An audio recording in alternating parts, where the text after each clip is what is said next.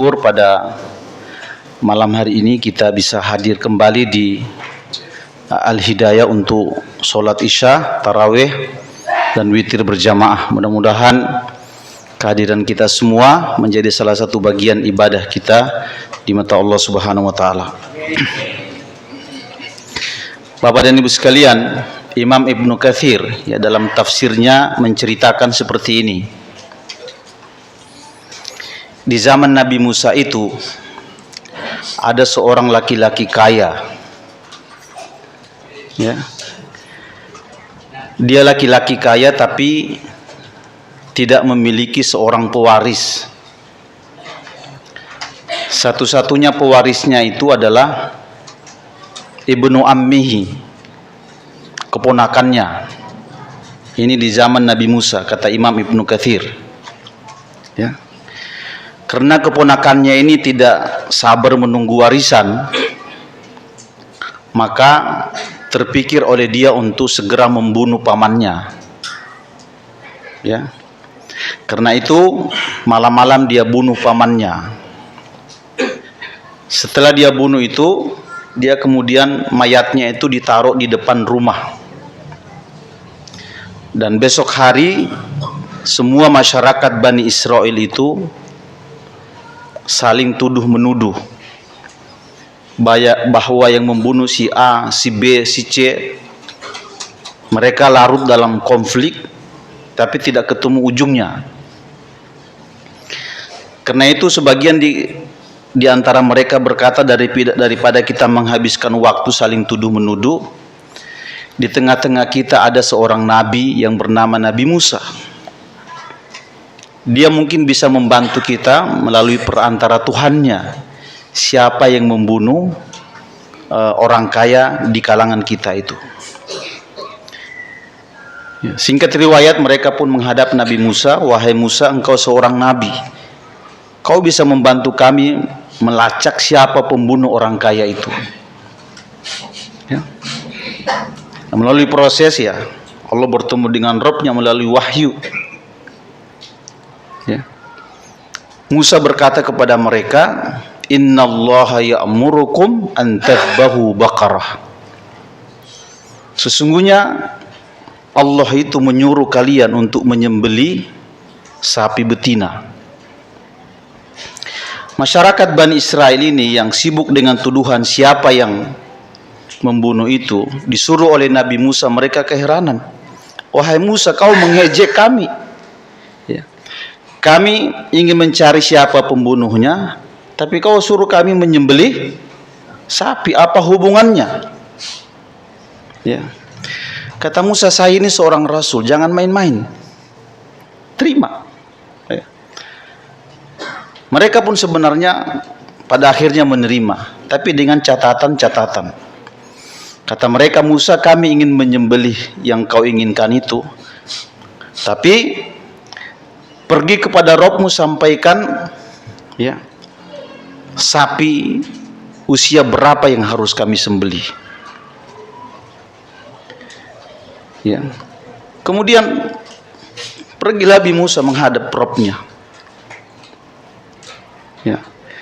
Setelah itu Musa datang sambil berkata, "La faridun wala bikrun awanun baina dzalik."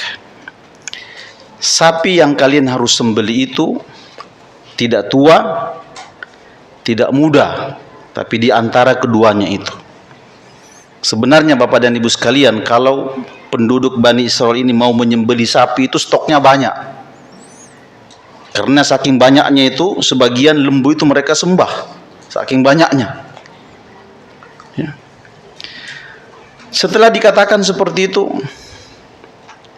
mereka belum kunjung melaksanakan perintah Musa.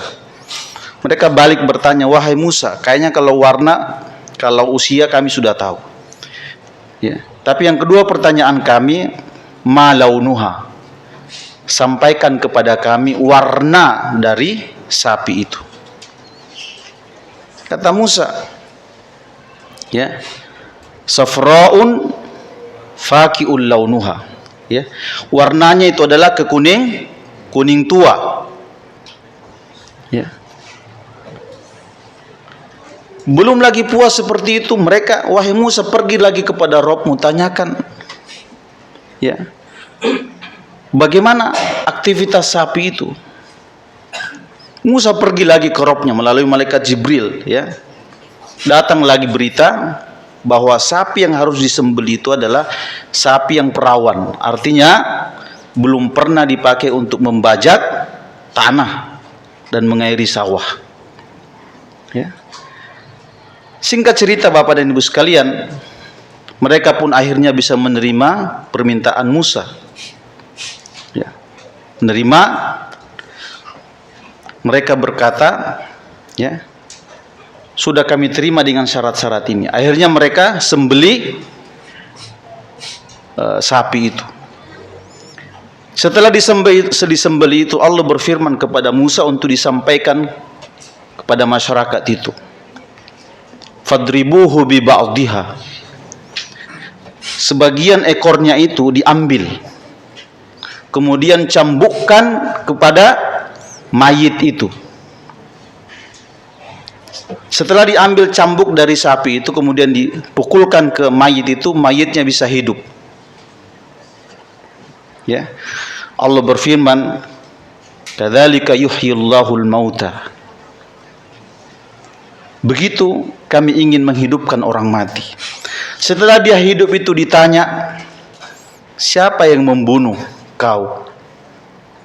Dia bilang, itu keponakanku sendiri.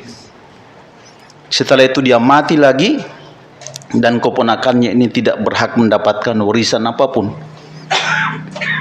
Ya. Setelah peristiwa ini, Bani Israel itu kan banyak nanya. Allah menggambarkan hati yang mereka yang banyak nanya itu, "Tsumma qasat qulubukum min ba'di dzalika." Banyak nanya itu justru membuat hati semakin keras. Nah, saudara-saudara sekalian, ini cerita, sebenarnya cerita Quran yang sering kita baca di Al-Baqarah, ya. Tapi cerita lengkapnya kata Imam Ibnu Katsir seperti ini. Nah, kita ingin mengambil pelajaran-pelajaran ringan. Yang pertama adalah orang-orang usul, ya, pernah mengeluarkan kaidah begini. Man ta'ajjala qabla awanihi uqiba bihirmanihi. Siapa yang terburu-buru ingin mendapatkan sesuatu, kemudian dia melanggar untuk mendapatkannya, hukumannya adalah dia tidak dapat. Ya, laki-laki tadi ini, keponakan ini ingin mendapatkan warisan, kemudian dibunuh. Karena dia membunuh, dia kemudian tidak berhak mendapatkan warisan. Karena itu siapa yang terburu-buru ingin mendapatkan sesuatu kemudian melanggar, maka dia tidak berhak mendapatkan. Makanya Bapak Ibu sekalian, kalau belajar hukum warisan itu ada 3 orang yang terlarang mendapatkan warisan. Yang pertama orang yang murtad, yang kedua orang yang menjadi budak, yang ketiga orang yang membunuh. Ya, yang tadinya dia dapat hak-hak warisan, tapi karena tidak sabar dengan warisan, dia bunuh, dia tidak berhak mendapatkan warisan. Itu pelajaran pertama. Pelajaran kedua adalah kita belajar, ayat ini mengajarkan kepada umat Islam supaya jangan banyak mendiskusikan kebaikan. Ya. Jangan larut dalam omongan-omongan kebaikan tapi tidak pernah mengamalkan. Seperti umat Bani Israel. Kalau sebenarnya menyembelih kambing, sapi itu secepat mungkin bisa melakukan, tapi karena mereka suka bertanya. Ya. Nah, kita ini Bapak dan Ibu sekalian, Al-Qur'an mengajarkan kepada kita, kalau urusan-urusan akhirat kita disuruh lari kencang. Ya, wasari'u ila magfiratin min rabbikum. Berlari kencang untuk mendapatkan ampunan. Tapi kalau untuk perkara dunia kita disuruh berjalan. Famshu fi manakibiha. Ya. Nah, ayat ini saya kira mengajarkan untuk itu. Ya, kita fastabiqul khairat di dalam hal-hal kebaikan. Kenapa cerita ini dimuat di dalam surat Al-Baqarah? supaya kita mengambil pelajarannya bahwa umat Bani Israel itu banyak nanya. Saking banyak nanya, mereka tua. Nah, kalau sudah tua bukan tambah bersih hatinya tapi tambah kotor. Allah mengatakan, "Tsumma qasat qulubukum." Setelah itu hati kalian bukan bersih nanya-nanya ke Musa tapi malah tambah kotor. Ya. Yang ketiga, yang terakhir adalah pelajarannya bahwa Allah itu maha berkuasa, ingin membuat sebuah logika yang kadang-kadang kita tidak mengerti, tapi maslahatnya ada di ujung. Kenapa Allah memerintahkan Musa ya supaya kaumnya itu menyembah berhala? Karena untuk menghabisi akidah penyembahan sapi betina melalui penyembelihan itu. Maslahatnya itu nanti di ujung mereka paham. Nah, kita ini kadang-kadang diperintah oleh Allah tapi logikanya di mana? Ujungnya ada, pemahamannya ada di ujung. Nah, kita umat Islam ini adalah umat sebenarnya yang pasrah. Kadang-kadang kita tahu hikmahnya, logikanya di ujung cerita kita. Nah, puasa ini kita tahu logikanya, bahwa Allah Subhanahu wa taala menyuruh kita berpuasa supaya kita menjadi orang baik. La'allakum tattaqun. Ini saja sederhana yang bisa kami sampaikan. Mudah-mudahan ada manfaatnya. Hadanallahu wa iyyakum ajmain. Assalamualaikum warahmatullahi wabarakatuh.